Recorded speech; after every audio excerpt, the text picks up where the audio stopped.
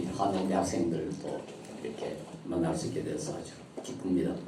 제가 돌아다니면서 한옥대 자랑을 많이 합니다. 또 내 아들이 여기 교수이기 때문에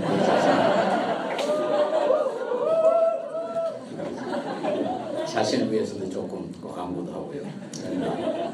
실제로 저는 우리 학생들 매우 자랑스럽게 생각하고 또 여러 기독교 대학에 가서 좀 우리 한동대 좀 보라고 우리 장소들도 좀 많이 합니다.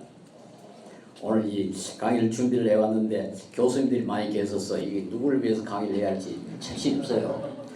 학생들에게 흥미로운 강의를 하려면 교수님들은 너무 좀 유치하게 느껴질 것 같고 또 교수들에게 아주 인상적인 강의를 하려면 학생들에게 조금 어려울 것 같고 좀 힘듭니다만 뭐 적당히 해보겠습니다.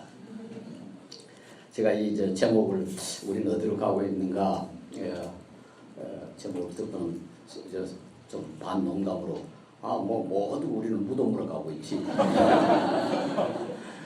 그렇게 생각을 했습니다. 근데 이게 농담이지만은 또 그게 뭐 그렇게 무의미한 농담이 아니지 않는가 싶어요.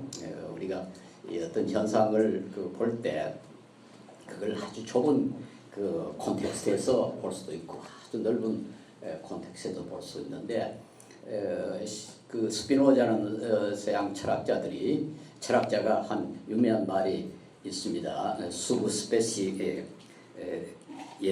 이테리나티스라는 말. 좀 나중에도 표현이 복잡합니다만 영혼의 관점에서 그런데 윤리학 책을 썼는데요. 아주 특이한 책입니다. 그 윤리학이라고 그 책 이름이 뭔가니까 기하학적 방법으로 증명된 윤리학. 참 기가 차는 제목이죠. 윤리학을 기하학적으로 좀 정리하겠다. 그분 아주 철저한 그 합리주의자이기 때문에 모든 것을 수학적으로 정확하게 정리할 수 있다고 이렇게 믿는 사람이에요. 그러니까 윤리학도 그런 식으로 정리를 하면서 그는 자기는 영혼의 관점에서 이렇게 한다 이렇게 이야기하는데 영혼의 관점이라는 말을 우리가 너무 복잡하게 생각할 필요 없이 아주 궁극적인 것을 염두에 두고 구체적인 것을 보자 그런 말이죠. 그래서 죽음이라는 것 이건 뭐 엄연한 사실 아닙니까? 우리가 종교도 다르고 이념도 다르고 뭔가 이견 차이가 있지만 한 가지 동의해야 할 건 우리가 모두 죽는다는 사실이거든요. 그렇죠? 그러니까 거기서부터 출발하는 것도 사실 말이 되죠. 물론 뭐 그것만이 유일한 건 아닙니다만은 아마 여러분 교회에서 설교 목사님 설교를 해서 그런 이야기를 들었을 겁니다. 로마 시대에는 제가 지금 너무 더워서 옷을 입겠습니다.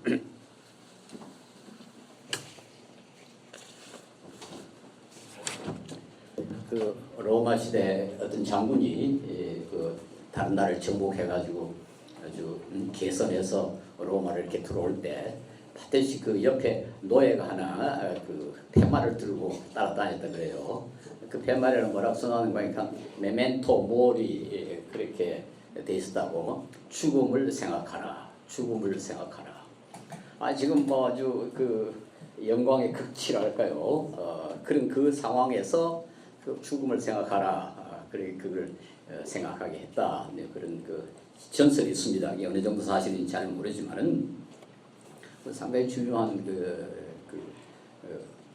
참 풍속이 아닌가 그런 생각을 했어요. 그래서 우리가 어떤 경우에는 너무 좁게 상황을 봐가지고 상황을 아주 왜곡하는 경우가 참 많습니다. 지금 자살하는 사람들이 되게 그렇죠. 시기가 너무 좁아가지고 지금의 자기가 그 당한 상황 그것만 보이니까 이건 뭐 도무지 너무 깜깜하고 가만히 없다. 그래가지고 자살을 한다는 말이에요. 그러나 조금 더 넓은 차원에서 보면은 꼭 그렇게 자살 안 해도 얼마나 될 수 있는데도 불구하고 또 우리 그 공부하는 사람 또 학문하는 사람은 가능한 한 우리가 뭐 100% 완벽하게는 할 수 없지만은 가능한 한 상황을 정확하게 객관적으로 보려는 그 노력이 있어야 되고 그렇게 하려면 이 콘텍스트가 가능한 넓어야 되지 않나 이제 그런 생각을 합니다.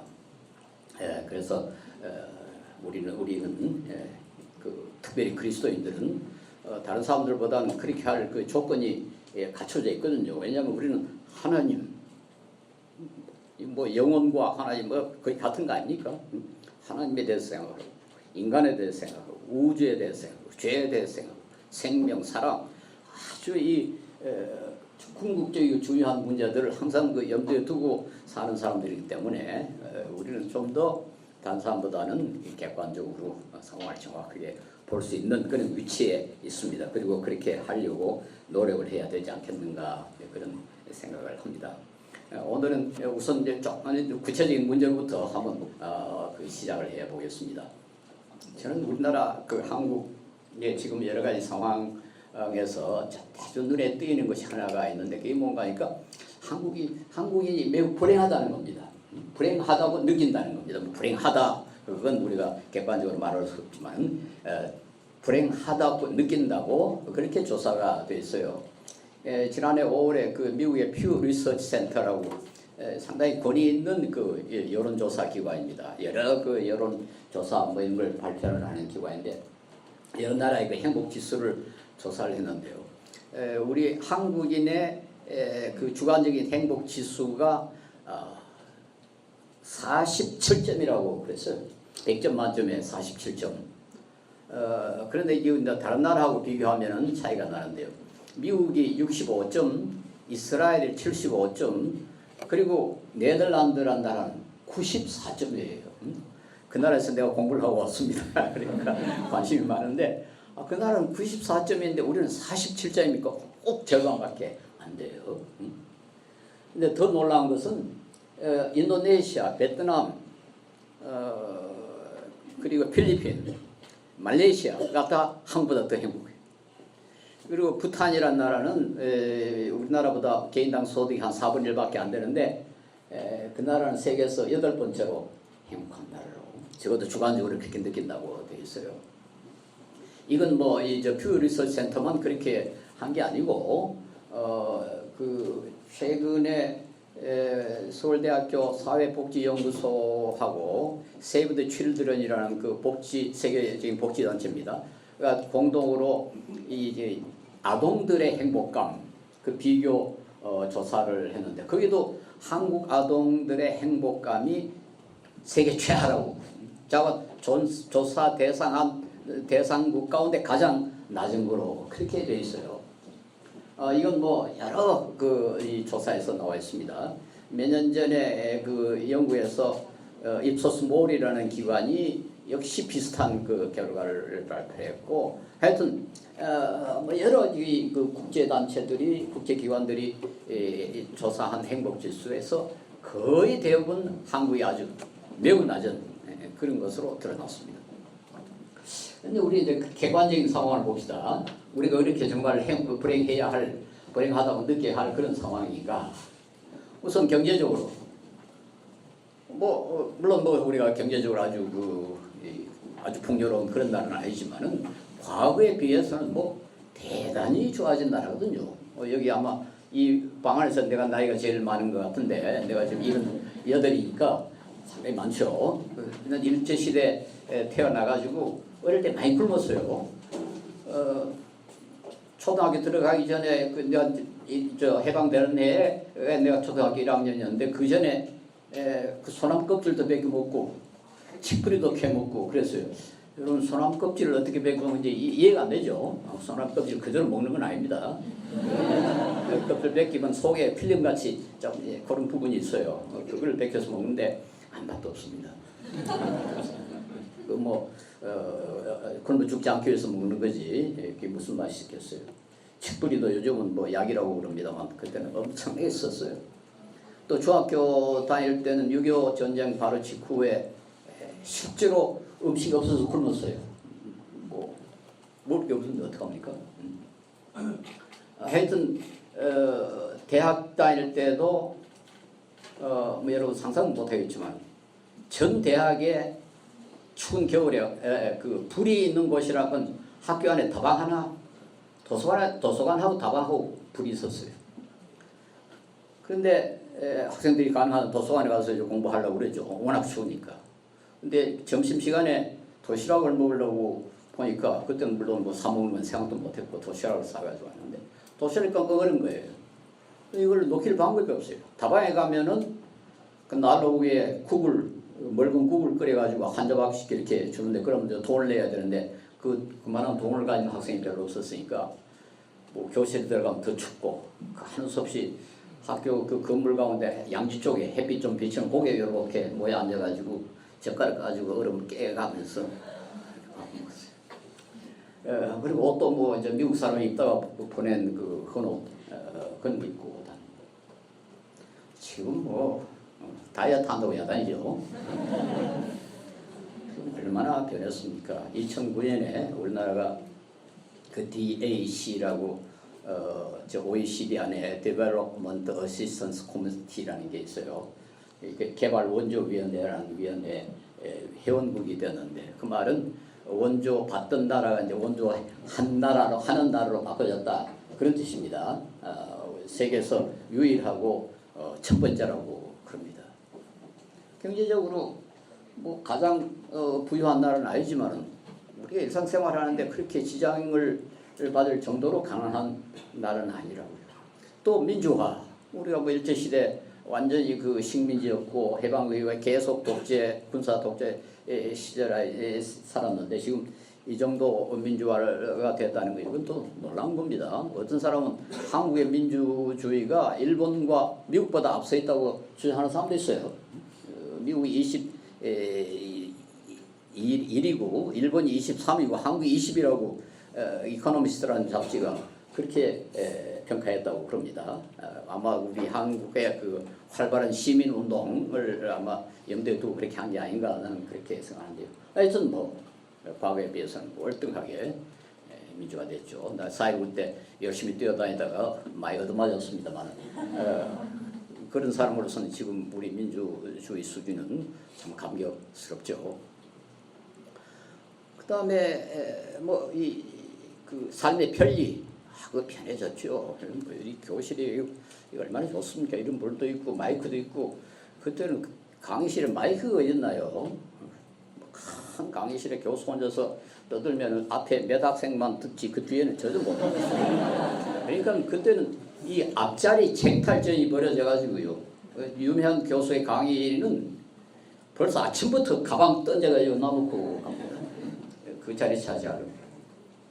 하여튼 뭐 삶이 지금 그때 비해서 훨씬 더 편리해요. 또 문화 수준도 뭐 상당하죠. 우리 그 음악이나 뭐 드라마나 뭐 스포츠나 이런 분야는 뭐 아주 세계적입니다. 하여튼 학문 수준도 그렇게 뭐 아주 뛰어난 선진국은 아니지만 그래도 꽤 그 상당한 수준에 올라와 있고요. 그런데 왜 이렇게 불행할까? 이게 대해서 우리가 한번 근본적으로 반성을 해봐야 되지 않나. 이게 이제 우리 자신이 앞으로 어떻게 행동하고 살아야 될 것인가도 좀 여기서 해야 되니까 좀 말씀을 드립니다. 우선 현대인이 행복하고 불행하게 되는 그 근거, 뭐가 우리를 행복하게 만들고 불행하게 만들까?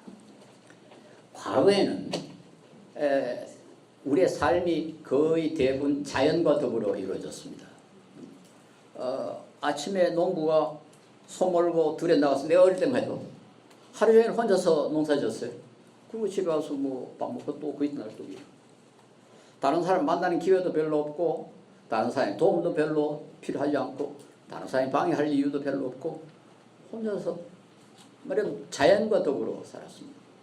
나는 항상 물을 예를 드는데 내가 어렸을 때는 우리 집 앞에 조그만 옹달샘이 있었어요. 거기서 물을 길러다가 식수를 했는데 식수 사용했는데 우리 이웃이 다 그 옹달샘 하나 가지고 사용을 했습니다. 근데 이 물을 마시는데 우리가 그 아주 깨끗한 물을 마시는데 다른 사람의 도움이 필요하지도 않았고 다른 사람이 방해하지도 않았고 우리가 가서 물 터가지고 오면 되는 겁니다. 그러니까 이건 완전히 자연에만 의존하지 다른 사람의 도움이 전혀 필요하지를 않아요. 이게 하나의 예라고 말할 수가 있는데 지금은 어떻습니까? 우리가 마시는 이 물 이게 지금 얼마나 많은 사람의 손을 거쳐야 여기 와 있는지 모릅니다. 한번 수도를 생각해 보세요. 수돗물을 먹기 위해서는 어떤 수도구에 일하는 사람들만 그 일해야 되는 게 아니고 한전 직원이 일해야 뭐 물을 펌프를 잘 올려주지 않습니까?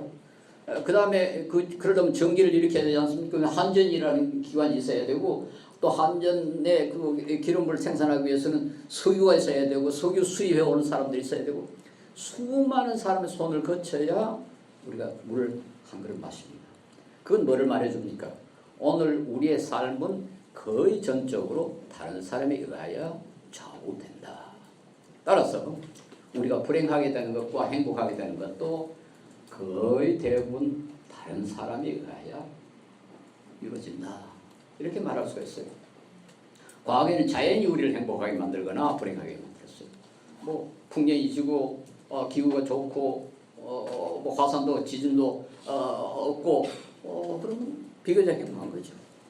그러나 뭐 화산이 터지거나 지진이 나거나 태풍이 불거나 흉년이 지거나 그렇게 하면은 불행해질 수밖에 없습니다. 그러나 현대는 그 인간이 그동안 그 과학과 과학 기술을 많이 개발해가지고 이런 그 자연이 우리에게 가하는 고통의 상당 부분을 극복을 했습니다. 사실 과학과 과학 기술의 궁극적인 목적이 뭐냐? 뭐 과학자들은 그건 단순한 그 지적 호기심의 만족이다 이렇게 생각하는 사람이 많아요. 단순히 우리가 저게 왜 일어나느냐, 뭐 뉴턴이 사과 떨어지는 거 보고 사과가 왜 떨어지느냐, 그런 호기심 때문에 과학이 시작됐다 하지만 저는 그렇게 생각하지 않아요.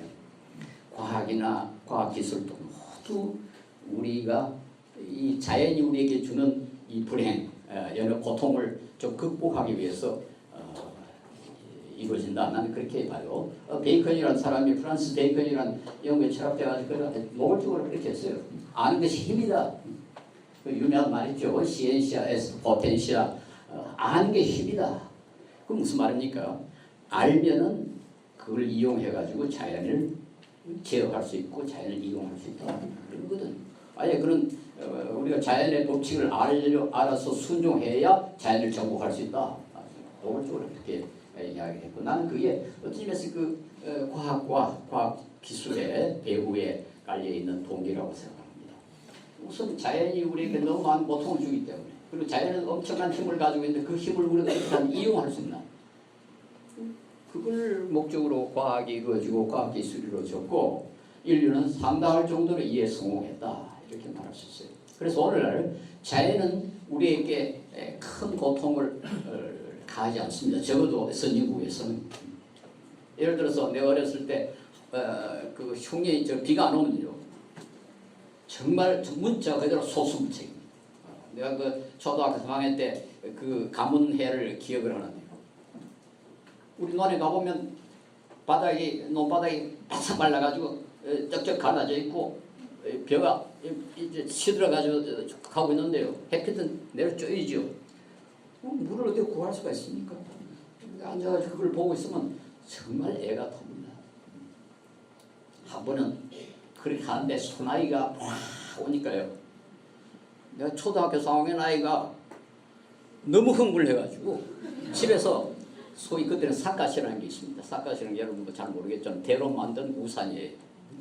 그걸 쓰고 한나름에 우리 논에 갔어요. 그래가지고 논둑에 이렇게 해서 1시간 동안 그걸 바라보고 있었습니다. 비가 그 마른 논에 떨어진 게 얼마나 그 즐겁고 보기 좋은지. 그게 얼마나 그 전에 애가 탔기에 그렇게 1시간에 써서 그걸 보고 있었겠습니까? 지금 그럴 필요가 전혀 없어요. 지금은 뭐 비가 안 오면 오히려 농사 더 잘 된다고 그래요. 댐에 물이 잔뜩 고여 있으니까 비가 안 오면 햇빛 잘 비치고 국물 돼가지고 농사를 지니까 한 가지 예죠. 옛날에 뭐 부산에서 서울까지 올라오면 뭐 몇 달 걸리잖아요. 내가 학교 다닐 때만 해도 뭐 기차가 8시간씩 몇 달 걸리고 근데 지금 뭐 2~3시간이면 다닐 수 있고요. 참 편리하게 됐습니다. 그렇다면은 이제는 자연이 우리를 행복하게 만들거나 불행하게 만드는 것보다는 물론 후진국에서는 아직까지 자연이 상당히 중요하게 작용합니다만 대부분의 선진국에서는 또 우리나라는 이게 자연이 아니고 사회, 인간이 즉 다른 사람이 우리를 불행하게 만든다. 혹은 다른 사람이 우리를 행복하게 만든다. 이렇게 말할 수가 있습니다. 우리는 소위 사회적 환경에서 살고 있습니다. 과거에는 자연적 환경에서 살았는데 이제는 사회적 환경에서 살고, 우리는 자연에 의해서 우리의 인격도 형성되고 우리의 삶도 결정된다, 이렇게 말할 수 있어요. 미국의 조지 미드라는 사회학자가 I am what the society makes me. I am what the society makes me. 나는 사회가 나를 만든 거다. 칼 막스는 나는 혼자 있어도 사회적이다. 뭐 그렇죠. 혼자 있어도 사회적이다. 우리는 사회에 의하여 우리의 삶이 형성되고 우리 행복과 불행이 결정돼요. 자, 그게 사실이라면은 오늘 우리 한국인이 불행하다고 느끼는 것은 자연 때문이 아니고 사회 때문이고, 그 사회 가운데 특별히 인간관계, 그렇겠죠. 이게 우리를 불행하게 만든다, 이렇게 우리가 일단 정리할 수 있지 않겠습니까? 그러니까 한국 사람이 불행하면 그건 한국 사람을 불행하게 만든다. 그 관계가 바람직한 상황이 아니기 때문에 그렇다, 이렇게 말할 수 있지 않나 하는 겁니다. 참으면서 해봅시다. 그러면 우리 한국 사회에서 우리가 좀 불행하다고 느끼게 만든 요소가 뭘까? 있겠죠. 그러나 두 가지를 특별히 좀 지적을 하고 싶어요. 하나는 엄청난 경쟁심. 우리 한국인이 가지고 있는 이 경쟁심. 이게 우리를 불행하게 만든다. 인간에는 다 어느 정도 경쟁심이 있어요. 그리고 모든 사회는 어느 정도 경쟁적입니다. 경쟁심 없는 인간은 거의 없고, 경쟁이 없는 사회는 이건 곧 침체되겠죠. 이 사회주의, 특별히 공산주의는 경쟁이 별로 없죠. 일 하나하나 다 이렇게 어느 정도 기본적인 수요를 다 만족시켜주니까 경쟁을 별로 안 한단 말이에요. 그런데 대개 공산주의도 완전히 이제 몰락해버리고 사회주의도 시원찮다. 근데 자본주의라는 거, 이건 경쟁을 조장을 하고 경쟁에 근거해가지고 사회를 이끌어 나가는 게 자본주의란 말이에요. 그렇죠? 일 많이 하면 돈 많이 벌고 어쨌든. 근데 이건 자본주의는 어쨌든 성공이라면 좀 이상하지만 자관 살아남아가지고 지금 작동을 하고 있어요. 공산주의 사회주의는 작동을 하지 않고.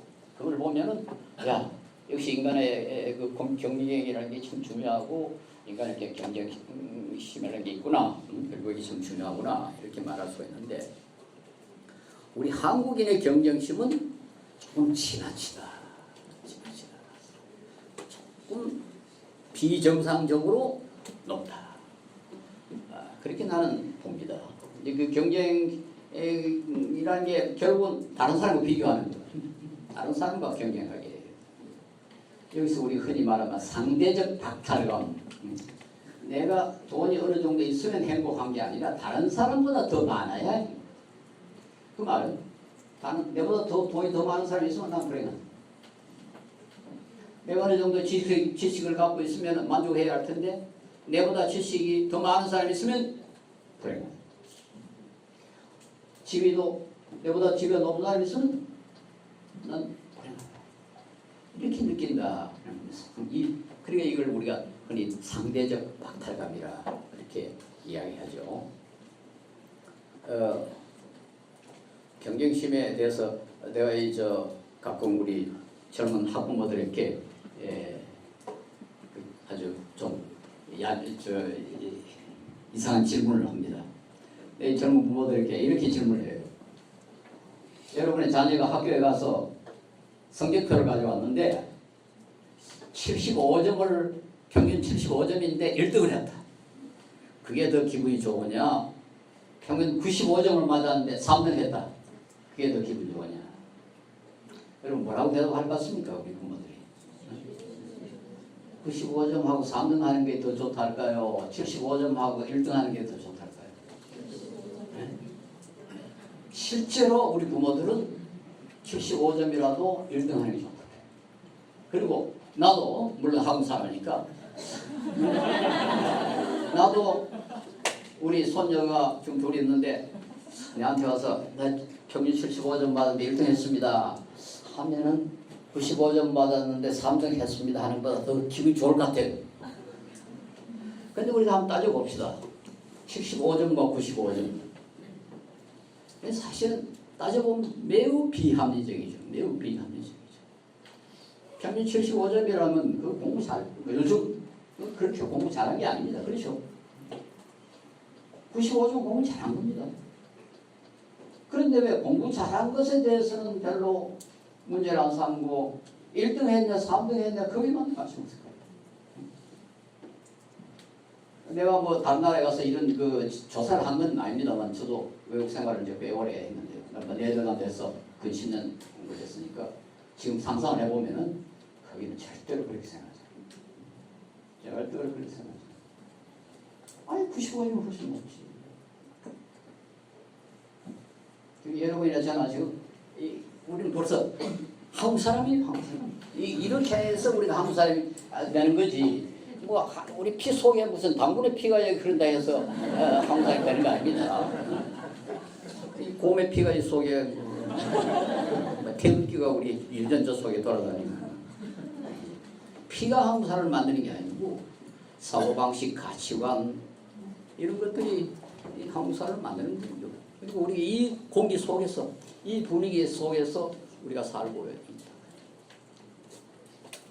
자, 이게 엄밀하게 따져보면 전혀 그 말이 안 되는 그런 경쟁심을 우리가 갖고 있고 그 때문에 우리가 불행해하고 있다.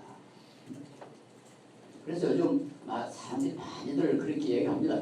비교하지 마라, 비교하지 마라.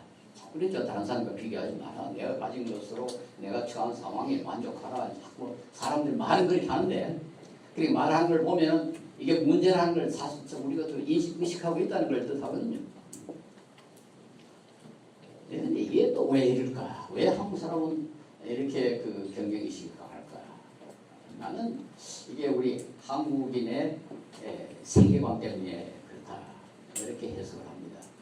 세계관이라는 말을 아마 여러분 많이 들어보셨겠지만 세계관에 대해서 길게 이야기하지 않겠습니다. 하여튼 이 현대는 그 문화라는 것이 우리 개인에게 미치는 영향이 엄청나게 크다는 것을 우리가 다 알고 그런데 그 문화의 배경에 숨어 있는 것이 이제 세계관이거든요. 세계관이라는 게 하나님을 어떻게 보느냐, 자연을 어떻게 보느냐, 인간을 어떻게 보느냐.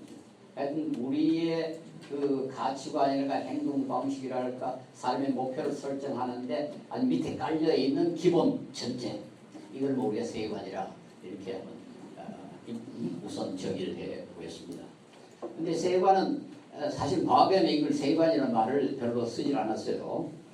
과거에는 이 그리스 전통에 의하면은 모든 것은 다 본질에 의하여 형성된다. 그래서 모든 것을 설명하면 그 본질을 알면 된다. 그게 서양의 학문이고 그건 오늘 자연과학에도 그대로 남아 있습니다. 그런데 이제 그 19세기 말 20세기 초부터 사람들이 그 인간 현상도 그렇게 할 수 있느냐에 대해서 의심을 하기 시작한 겁니다. 물론 뭐 봉두 같은 사람은 실증주의라는 이론을 내세워가지고 인간 현상, 사회 현상도 자연 현상과 똑같은 방법으로 연구할 수 있다. 그래가지고 한때 그 사회과학이 그 상당히 자연과학의 모양을 딴 방법론을 사용한 사회과학이 유행했어요. 그러나 20세기 들어서 점점 더 그건 아니다. 인간 현상은 무슨 영혼을 분별한 본질이 있고 뭐 실체가 있고 원칙이 있고 그게 아니고 문화에 따라서 이해해야 된다. 문화. 그런 사고방식들이 점점 지금 확대되어 가고 있는데요. 그 뒤에 숨어 있는 것이 세계관입니다. 저는 한국인의 세계관과 가령 서양의 세계관, 일본 사람 세계관은 다르다고 생각합니다. 근데 한국인의 세계관은 나는 내가 이름 붙인 것은 차세 중심적 세계관이라고 그렇게 이름을 붙였어요. 차세 중심적 세계관. 이 차세 중심적 세계관이라는 말은 영어에는 그런 단어가 없어요. 그러나 독일어에는 그런 단어가 있습니다. 독일 사람들이 그런 걸 디즈사이티카이트라고 그래요. 디즈사이티카이트. 옌사이티카이트라고 해서 타다 초월세계 중심적 세계관을 옌사이티카이트라고 그러고 이 차세를 아주 중요하게 생각하는 그런 세계관을 갖다 디즈사이티라고 합니다. 영어로 직역을 하면 this sideness라고 할 수 있어요. 이쪽 편, 저쪽 편. 옛 사이트는 저쪽이라는 뜻이고 this side는 이쪽이라는 뜻입니다. 차세 중심적 세계. 한국인의 그 차세 중심적 세계관은 그 배후에 두 종교, 하나는 샤머니즘, 하나는 유교가 뒤에 숨어 있다고 봅니다. 이 세계관 정서에는 종교가 가장 중요한 역할을 해요.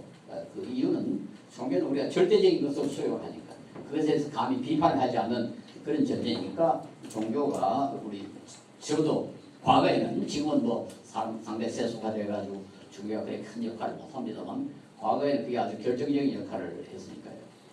그런데 그 샤머니즘과 유교를 자세히 조사를 해보면 말이죠. 재밌는 현상이 드러납니다. 첫째, 신을 인정하지 않아요. 초월적인 신을 인정하지 않아요. 샤머니즘은 귀신 이야기를 합니다. 그러나 전혀 중요하지 않아요. 그 귀신은. 잡신이죠. 말하자면 무당이 구슬해서 쫓아낼 수 있을 정도의 귀신입니다. 그리고 우리가 믿는 하나님하고는 전혀 다른 어떤 역할을 하는 그 신이 아니에요. 잡신 정도뿐이에요.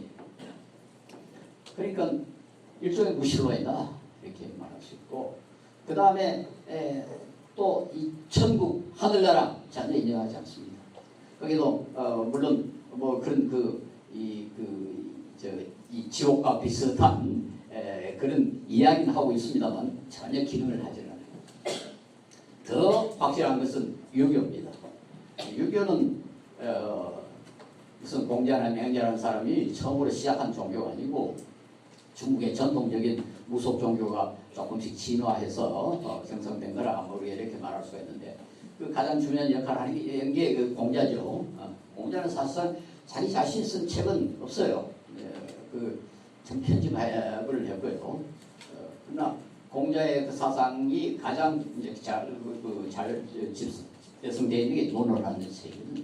논어야말로 이제 공자의 생각이 그대로 드는 건데, 논어에 보면은 그 계로라는 제자가 공자에게 귀신 섬기는 일에 대해서 질문을 합니다. 그러니까 공자가 뭐라고 대답을 하는 거니까, 난 사람도 잘 못 섬기는데 귀신 섬기는 걸 내가 뭐 하느냐 이렇게 대답을 해요. 말하자면 관심 없다 이거죠. 그 다음에 죽음에 대해서 질문하니까 내가 사는 게 뭔지도 모르는데 죽음에 대해서 뭘 하느냐 이렇게 대답을 해요. 죽음에 대해서 관심이 없다. 나는 그 두 대답에서 초월세계에 관심이 없다. 철저히 이 세상이 전부다. 그래서 샤머니즘과 유교의 공통된 특징은 철두철미 차세 중심적 세계. 그럼 차세 중심적일 때 그래도 우리 인간은 다 삶의 의미를 추구하지 않습니까? 이 땅에서 소모해야지, 의미 있게 살아야지, 멋있게 살아야지, 행복하게 살아야지, 뭐 이런 게 다 모든 인간에게는 그런 열망이 있단 말이에요. 그럼 이 차세 중심적 세계관 유교 사회에서는 그럼 뭐가 가장 의미 있는 삶이냐? 우리 유교가 제일 강조하는 것은 효도거든요. 그렇죠? 효도가 가장 고상한 미덕이라고 우리 가르칩니다. 그런데 효도가 뭐냐? 그 효경이라는 책에 보면은 참 재미있는 구절이 있습니다. 이 효라는 것을 이제 두 가지로 이야기하는데, 하나는 이 효도의 시작, 효지시. 이는 뭐라고 말하니까 신체 발굴 불감 배상이 효지시라 그럽니다. 신체 발굴, 몸, 털업, 피부, 이걸 다치지 않는 것이 효도의 시작이다. 그러니까 몸을 건강하게 유지하는 게 효도의 시작이라고 그랬어요. 참 재밌는 표현이에요. 이게요, 그 장애인들을 아주 부정적으로 보도록 하는 그런 배경이 됐습니다. 난 한 30년 동안 이 장애인 운동을 좀 해온 사람으로서 그것에 대해서 관심을 많이 쓰고 있는데요. 과거에는 장애인은 아주 불효자 가운데 불효자라고 봤어요. 그래서 집에 장애자가 하나 있으면 되게 숨겼습니다. 우리 집은 그런 아이가 없다 그랬습니다. 골방에 가다 놓고 이웃 사람에게도 알리지를 않았어요. 아주 큰 수치로 생각을 했어요. 그게 그 유교적 배경입니다. 이게 효도의 기본도 갖추지 못한 인간이다. 어쨌든 굉장히 큰 불명예로 생각을 했습니다. 그게 효도의 시작이고, 그 다음에는 효도의 극치를 뭐라고 그러냐니까 입신양명이라고 그랬어요. 입신양명. 입신양명은 사전에 여러분 찾아보면 아주 간단하게 정의를 해놨습니다. 출세에서 이름을 날리는 것. 출세에서 이름을 날리는 것. 유명하게 되는 거예요. 유명하게 되는 거. 그게 효도의 극치라고 그랬어요. 그래서 내가 이걸 또 실험하기 위해서 노인들에게 또 못된 질문을 가끔 합니다. 노인들에게 자, 아들이 둘이 탑시다. 근데 맏아들은 아침 저녁으로 전화하고 용돈도 갖다 드리고 말도 잘 듣고 속도 안 세이고 그런데 다른 사람 사이에는 그렇게 유명하진 않아. 모임에 가면 사람들이 일어서지도 않고 뭐 알아주지도 않고 뭐 텔레비전이나 신문에 이름도 안 나오죠. 그렇게 하고 둘째 놈은 문안도 안 하고 용돈도 안 갖다 드리고 속만 세이고 그런데 유명해져가지고 신문에 이름이 나오고 텔레비전에 이름이 얼굴이 나오고 모임에 가면 사람들이 모두 일어서고 그렇다죠. 어느 아들이 더 효자입니까? 어느 아들이 효자입니까? 그렇게 질문을 하는데 여러분 우리 노인들이 뭐라고 대답할 것 같아요? 어느 아들을 효자를 할까요? 여러분 뭐 젊으니까 잘 모르겠죠. 우리 노인들은요 둘째가 더 효자라고 합니다. 참 신기해요. 아니 말도 안 듣고 용돈도 안 받들고 문안도 안 하고 그런 놈을 효자라고 그런다. 이게 우리 한국적 자세 중심적 세계. 그러니까 유명하려면 무조건 1등을 해야 돼. 1등 컴플렉스. 그래서 아까 그 75점을 받아도 1등 하는 걸 들어보나. 또 부모들도 그게 효자라고 생각합니다. 이렇게 되니까 경쟁심이 강할 수밖에 없죠. 그래서요, 이 경쟁심, 이게 우리 유교 국가들을 굉장히 빨리 성장하게 만들었습니다. 참 열심히 노력합니다. 경쟁이 이기기 위해. 그래가지고 동남아시아, 우리 아시아를 보세요. 유교 국가만 발전했습니다. 물론 일본은 뭐 유교와 불교가 섞여 있어서 일본은 조금 예외이긴 합니다만 일본은 일찍이 그 서양 문물을 받아들인 덕으로 저렇게 빨리 발전했지만 그 외의 나라들 한번 보세요. 중국, 한국, 대만, 홍콩, 싱가포르 다 다른 아시아 국가들에 비해서 훨씬 경제적으로 앞서 있지 않습니까? 얼마 전에 베트남에 가봤더니 베트남도 아마 곧 이태리의 길 같아요. 베트남도 유교적 전통을 가지고 있는 나라입니다. 부지런해요. 굉장히 열심히.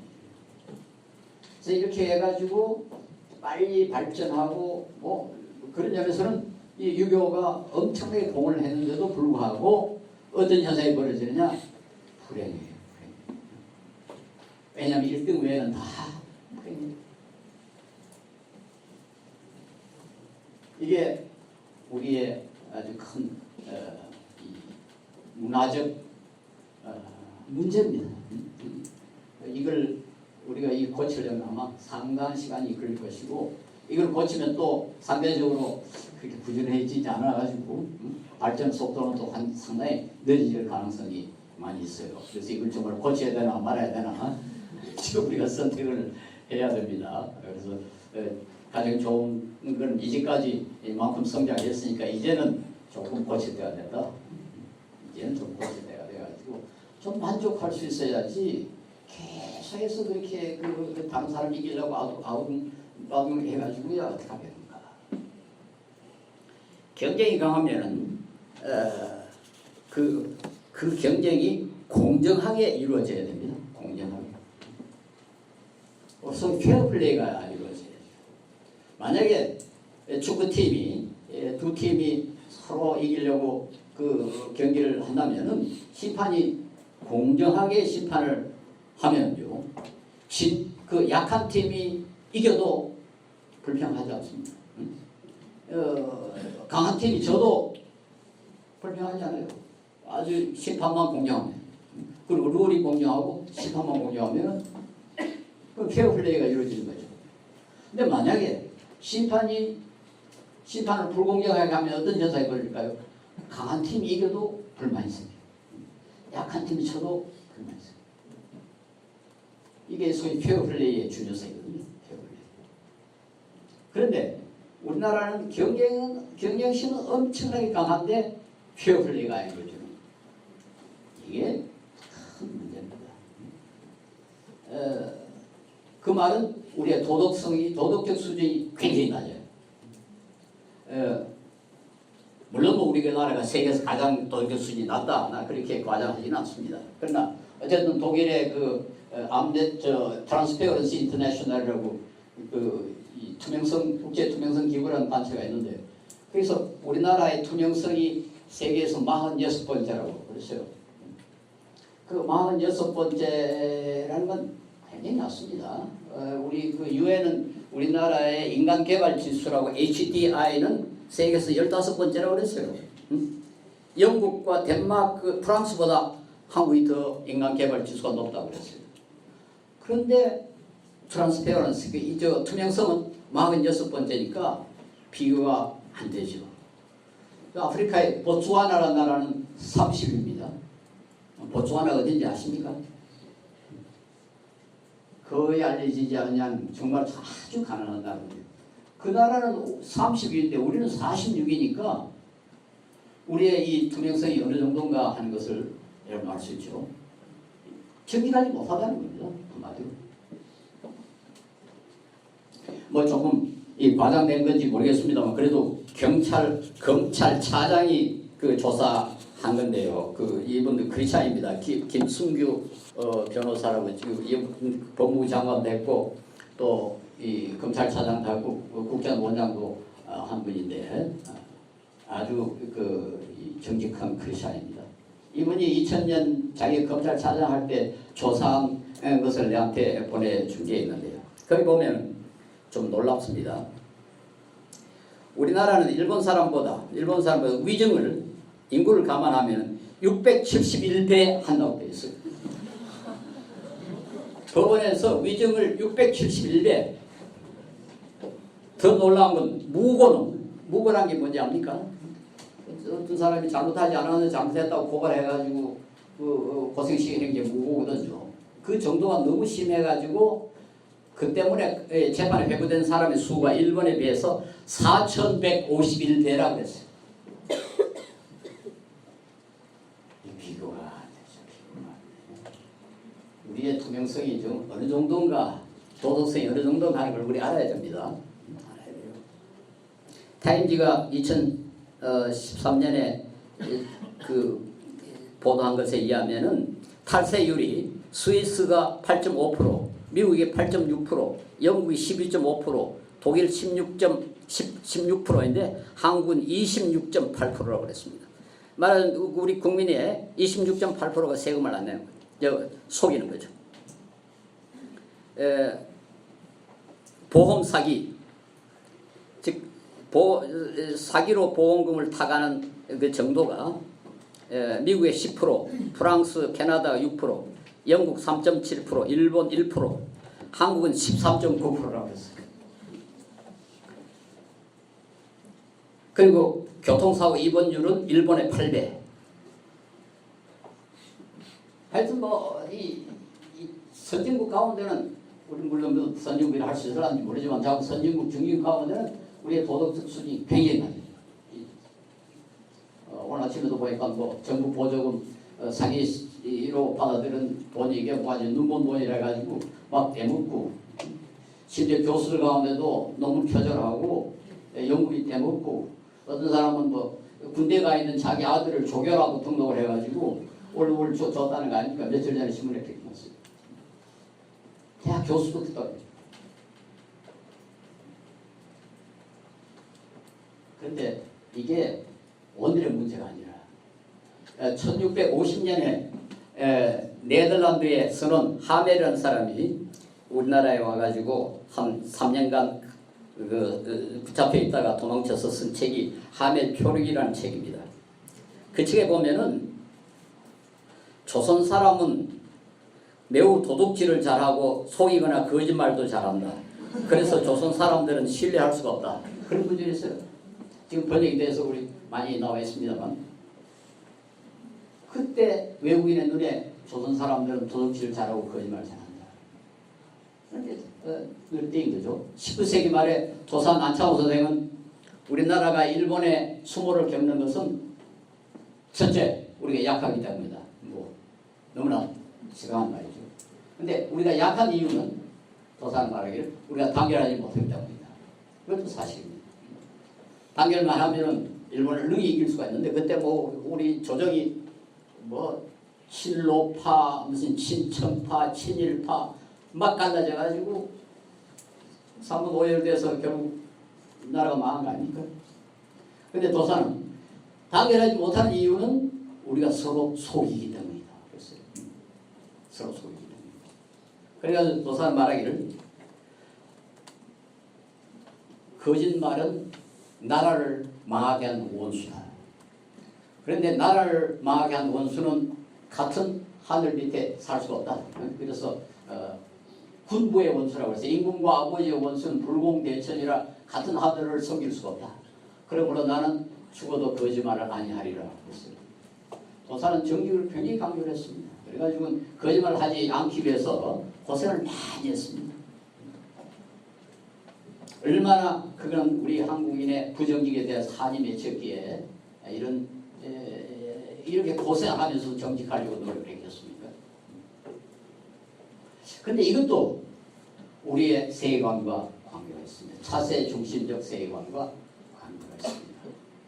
그건 뭔가니까 하나님이 없으니까 소위 마음속에 경찰이 없는 겁니다.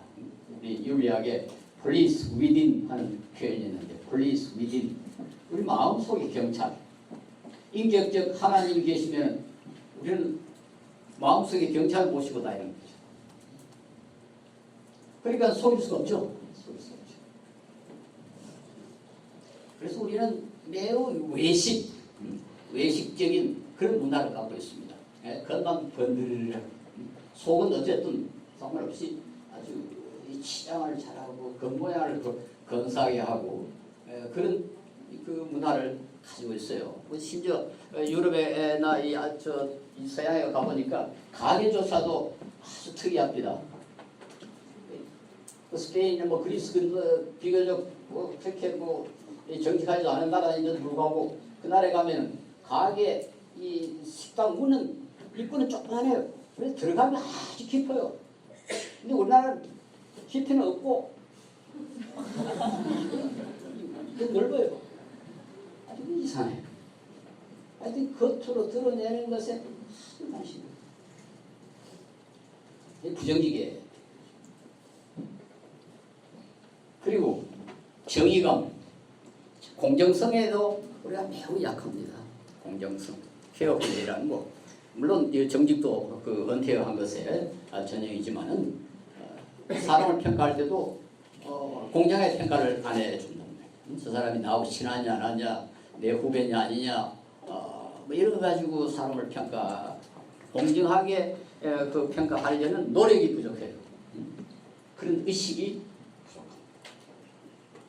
이렇게 해서 나는 부정직이나 불공정이나 다 정의에 위반된다. 정의라는 것이 사실 별게 아니고 공정한 거라고 존 롤스라는 그 미국의 정치 철학자가 fairness, justice as fairness. 정의는 게 공정성이다. 다른 사람에게 공정해야 그게 정의고 우리 사회에 정의가 쓴다는 말은 우리 인간관계가 공정해져야 한다 하는 것을 뜻한다.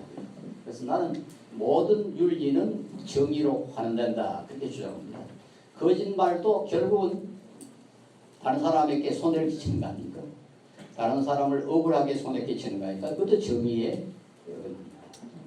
그래서 모든 윤리는 정의의 파괴다 이렇게 저는 결론을 내립니다. 그래서 난 다른 사람에게 정의롭게 않게 하지 않는, 말하자면 다른 사람 해를 안 끼치는 거짓말은 거짓말이 아니라고 생각해요. 우리가 일상생활에서 거짓말을 많이 하죠. 그 중에 상당 부분은 그렇게 나쁘지 않은 거짓말입니다. 우리가 체면으로 거짓말 많이 하지 않습니까? 예의로. 많은 사람들이 저한테 거짓말 많이 합니다. 한철 젊어 보입니다. 그 사람들이 그 때문에 나한테 해를 끼치는 게 아니잖아요. 어떤 사람이 옷을 입고 새 옷을 입고 왔는데 보니까 뭐 별로 신동치도 않는다. 멋집니다. 그 거짓말이지. 미국 칼리포니아 대학이 조사를 해보니까 사람은 매 8분마다 거짓말 하나씩 한다. 그러니까 하루에 200번 거짓말 한다고 그렇게 발표를 했어요. 근데 나는 그 아주 잘못된 발표라고 생각해요. 그런 그 예의로 체면으로 하는 그런 거짓말을 우리가 거짓말하면 안 된다.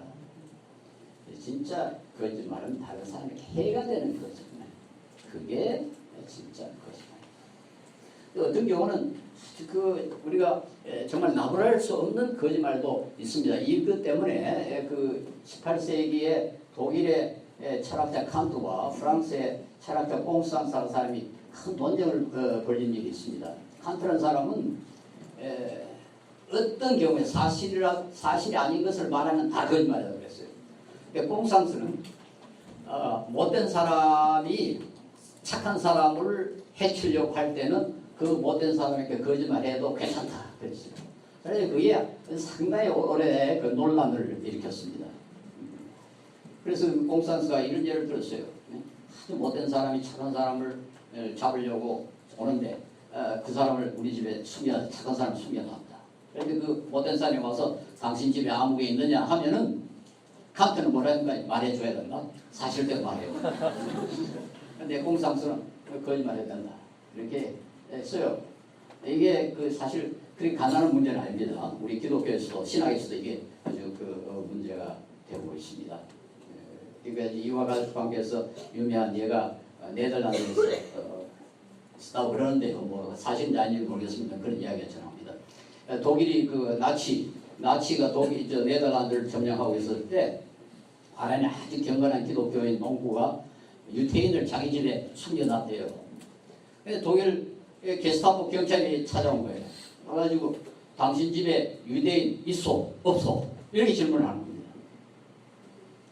근데 이 사람은 그 정직하기로 유명한 경건한 기독교인으로 알려졌으니까 뭐 길게 질문하지 않고 아주 딱 단도직입적으로 있어? 없어? 그랬어요. 이 그 농부가 난처하게 됐죠. 있다 하면 잡아가지고 없다 하면 거짓말하는 거예요. 그래서 그 사람이 만들어낸 방법이 뭔가 자기 앞에 있는 탁자를 콕 찍었어요. 여기는 유대인 없어. 그랬어요.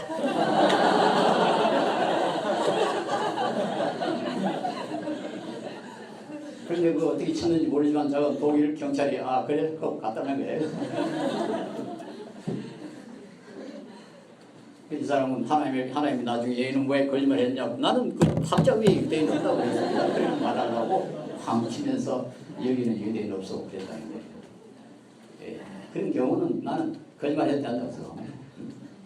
그 두 사람에게 다가 죄를 가해야 될 상황이면 더 악한 사람이 손해를 보도록 만들어야지 더 선한 사람에게 손해가 가도록 하면 안 되지 않겠습니까? 궁극적으로 모든 도덕은 정의로 완해진다. 인간관계가 정의로워야 행복합니다. 이 사람들이 제일 견디기 힘들어하는 것은 억울함입니다. 억울해하는 것은 참 견디기 힘듭니다. 그래서 우리 인간관계가 적어도 기본적인 정의는 공정성이 이루어져야 되지. 혹여라도 억울하게 하면은 참 견디기 힘들어요. 최근에 아주 재밌는 동영상이 유튜브에 되어 있는데 여러분 집에 가서 당장 보세요. 유튜브 빼가지고 페어네스는 알죠? FAIRNESS 페어네스하고 카마하고 망키, 원숭이 이렇게 가서 한번 보세요. 그럼 그 동영상이 뜹니다. 프란스 드바르라는 사람이 올려놓은 동영상인데 그게 보면 이렇게 돼 있어요. 이 원숭이 두 마리를 우리 속에 이제 가둬가지고 서로 볼 수 있도록 얼굴물만 그런 우리에다 두 놈이 서로 볼 수 있도록 이렇게 만들어 놓고 두 원숭이에게 이제 아주 많은 포도를 줬어요. 그러니까 원숭이들이 먹어보니까 참 맛있거든요. 그리고는 한쪽 원숭이에게 계속해서 포도를 주고 한쪽 원숭이는 별로 맛이 없는 오이 조각을 줬어요. 그러니까 오이 조각을 받아본 원숭이가 먹어보니까 맛이 없거든요. 근데 옆에 다른 놈은 포도를 먹고 있거든요. 그게 일이요. 여기 조각을 이렇게 버리는 동영상이 나와요. 야, 저거 전부 충격을 받았어. 원숭이조차도 차별 대우를 싫어한다. 원숭이조차도 억울한 것은 견디십니다. 이건 사실상 이 실험에서만 증명된 게 아니고 옛날에 잔자크 루소라고 뭐 여러분 아마 정치학한 사람 들어봤을 겁니다만 스위스의 그 소위 그 사회계약서를 주장한 유명한 정치학자 아닙니까? 그분이 에밀이라는 책을 썼는데 거기에도 그 이야기 나와요. 그 아이들에게 이 공정성, 페어네스를 추구하는 것은 본능이다. 우리나라에도 옛날에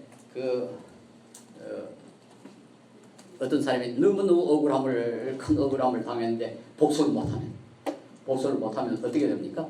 죽어가지고 복수를 하죠. 어떻게 나오는가? 밤에 귀신으로 나온다고. 머리를 파헤치고 소복을 하고 그 다음에 입에 칼을 물고 나오죠. 이걸 우리 원귀라고 그럽니다. 원한에 사무친 귀신이라 해서 원귀라고 그래요. 그런 이야기가 옛날에 우리나라에 많이 있었어요. 그걸 보면은 사람이 억울함을 견다는 것이 얼마나 힘든다 하는 것을 잘 말해주고 있습니다.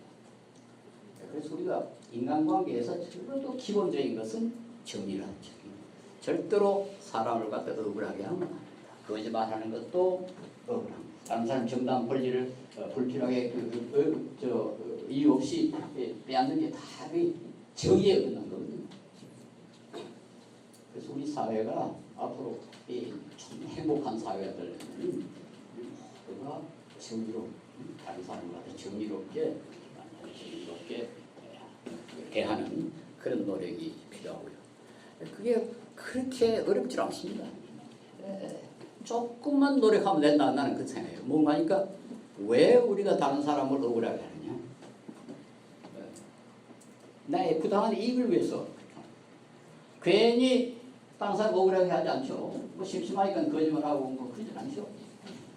그 거짓말하는 이유는 거짓말함으로 내가 우리를 모면하고 무슨 덕을 보려고 거짓말하는 거지 괜히 하지 않습니다. 사람을 억울하게 하는 것도 마찬가지입니다. 내가 부당하게 덕을 보려고 억울하게 하는 거지 괜히 그렇게 하지 않죠.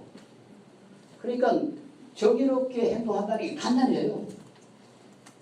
자기가 부당한 이익을 추구하지 않으면 돼요. 부당한 이익을 추구하지. 그리고 조금 나아가서 우리 그리스도인들 조금 손해보면 돼요. 조금 손해보면. 그래서 우리 기독교 윤리 실천 운동이 요즘 자발적 불편 운동이라는 걸 합니다. 자발적 불편 운동. 스스로 조금 불편하게 살자. 그래서 제가 제안한 게 뭔가니까 뭐 서울에 가면 지하철 많이 있잖아요. 지하철 보면 어떤 때는 지하철 딱 서면 이 에스컬레이터로 사람이 쫙 모이는데 그때는 그리스도인들은 계단으로 가야 돼. 내가 계단으로 가므로 다른 사람이 한 사람이라도 더 에스컬레이터로 계단으로 가는 건 불편하죠. 자발적으로 불편하겠거든. 다른 사람이 더 편하게 에스컬레이터 탈 수 있다. 아니 엘리베이터 우리 학생들은 엘리베이터 안 타죠? 엘리베이터 타면 안 돼. 나도 될 수 있으면 안 타려고 그러는데 왜 여러분이 타요? 서울에 보면 어떤 데는 가봐니 다른 젊은 것들은 에스컬레이터 타고 80이 다 된 노인은 이렇게 계단 올라가고 이거보다 좀 잘못된 거죠. 잘못된. 여러분 계단 올라가면 건강에도 좋고요. 다른 사람에게도 이익이 됩니다. 그래서 지금 한동대학은 오늘부터 교수님들만 엘리베이터. 아주 급하거나 뭐 힘이 무거우면 뭐 어쩔 수 없지만은 실수는 좀 다른 사람들을 위해서 내가 조금 손해 보자. 내가 좀 불편하게 뭐 엄청나게 손해를 보면 좋겠지만 그건 아무나 못하고 예수님만 할 수 있고 예수님을 조금 더 따르는 사람은 좀 더 손해를 많이 보겠죠. 우리 손영환 목사 같은 분은 아들 둘을 다 희생. 장기래 박사 같은 분은 전 재산 다 포기했고 예수님을 아주 가까이 정말 처음 따르는 분들은 엄청나게 많이 희생을 하죠. 그러나 우리가 그 정도까지는 못할지언정 적어도 다른 사람에게 해는 안 끼쳐야 되지 않겠습니까?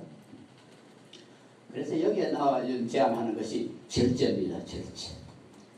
그러니까 절제라는 건 욕심을 좀 줄자.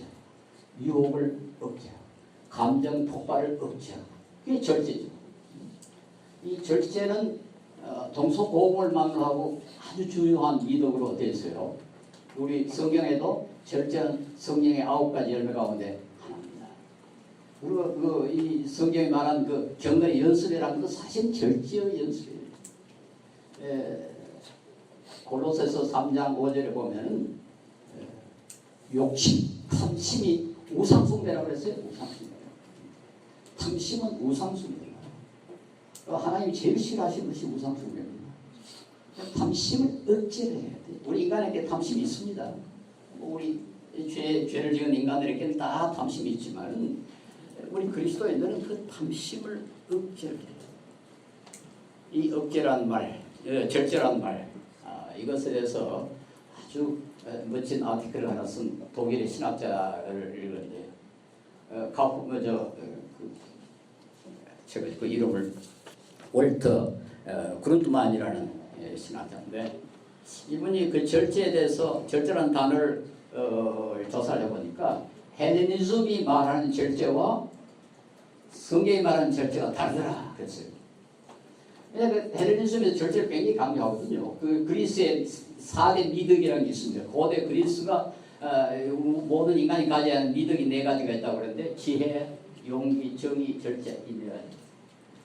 근데 그러니까 그리스인들도 절제를 강조했고 우리 나라 명심보감에도 비인이면 불인이요 불인이면 비인이라 그런 말이 있어요. 참지 못하면 인간이 아니요 인간이 아니면 참지 못한다 그런 표현이 있어요. 그러니까 동서고금을 막론하고 이 수양된 인간 고상한 인간은 절제한다 이렇게 돼 있어요.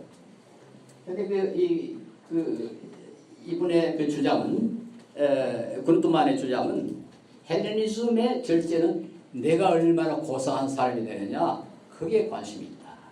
근데 성경이 말하는 절제는 다른 사람에게 얼마나 이익을 주느냐 그게 있다고 했어요. 그래서 저는 그걸 보고 너무 참 감사했습니다. 야, 이게 참 정말 멋지구나, 그치구나. 다른 사람의 이익을 위해서, 다른 사람의 유익을 위해서 내가 절제한다. 그게 바로 우리 성경이 가르치는 거 아닙니까? 내가 뭐 하나님 앞에 멋진 사람이 되기 위하여 그것도 뭐 좋습니다. 그러나 그보다 훨씬 더 고상한 것은 이웃을 위하여, 다른 사람을 위하여 내가 조금 손해보자. 내 욕심을 조금 누르자. 그렇게 하면은 다른 사람 가운데 나머지는 이유가 없죠. 그렇잖아요. 내가 좀 손해보면 될 거 아니에요. 내 욕심 과도하게 아무리면 될 거 아니에요.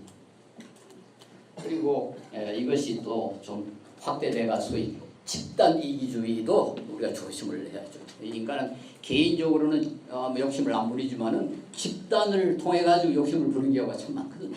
그래서 우리 그리스도인은 그것도 살펴가지고 집단 이기주의에 빠지지도 않으려고 하자. 저는 우리 그리스도인이 이런 그 절제를 실시하고 실천하고 다른 사람에게 정의롭게 그렇게 행동하고 그렇게 살면은 다른 사람을 좀 행복하게 만들 수가 있지 않겠나? 덜 적어도 불행하게 만들지 않게.